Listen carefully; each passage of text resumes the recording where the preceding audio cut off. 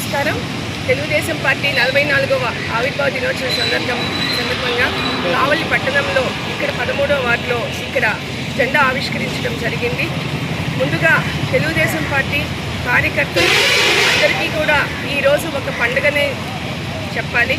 ఈరోజు తెలుగుదేశం పార్టీ 44 వసంతాలు పూర్తి చేసుకొని 45వ సంవత్సరంలో అడిగిందంటే ఇది సామాన్యంగా వచ్చిన పార్టీ కాదు. ఇది ఎంతోమంది కష్టపడి ఈరోజు తెలుగుదేశం పార్టీ వ్యవస్థాపకులు నందమూరి తారక రామారావు గారు ప్రవేశపెట్టిన పార్టీ తెలుగుదేశం పార్టీ. ఆనాటి నుంచి ఈ రోజుకి కూడా తెలుగుదేశం పార్టీ ప్రజలందరూ కూడా నేను సైతం అని చెప్పి తెలియజేస్తూ తెలుగుదేశం పార్టీ కుటుంబ శ్రేణులందరికీ కూడా ఆవిర్భావ దినోత్సవ శుభాకాంక్షలు తెలియజేస్తున్నాము.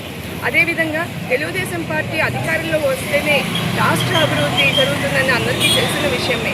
గతంలో కానివ్వండి, ఇప్పుడు కానివ్వండి, తెలుగుదేశం పార్టీ అధికారంలో ఉన్నప్పుడు 2014 నుంచి 19లో కావలి పట్టణంలోనే ఎంతో అభివృద్ధి చేసిన దాఖలాలు ప్రతి ఒక్కరు కావలి పట్టణ ప్రజలందరూ కూడా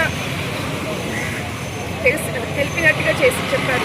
అదేవిధంగా కావలి నియోజకవర్గ ప్రస్తుతం కావలి శాసనసభ్యులు దగ్గుపాటి వెంకటకృష్ణారెడ్డి గారి ఆధ్వర్యంలో, మరి జిల్లా అధ్యక్షులు బీదా రవిచంద్ర గారి సారథ్యంలో, మరియు మన రాజ్యసభ సభ్యులైనటువంటి పెద్దలు గౌరవనీయులు బీదా మస్తాన్ రావు గారు కానివ్వండి, మరి పార్లమెంటు సభ్యులైనటువంటి వేమిరెడ్డి ప్రభాకర్ రెడ్డి గారు కానివ్వండి, వీరందరూ కూడా అందరి కృషితోటి నెల్లూరు జిల్లా మళ్ళీ అన్ని రాష్ట్రాంగానికి సంబంధించి కూడా ప్రతి ఒక్కరు కూడా అందరూ పనిచేసి రాష్ట్ర అభివృద్ధికి కృషి చేస్తూ తెలుగుదేశం పార్టీకి సైతం కూడా అందరూ కూడా కృషి చేస్తున్నారని ప్రతి ఒక్కరికి తెలియజేస్తున్నాం.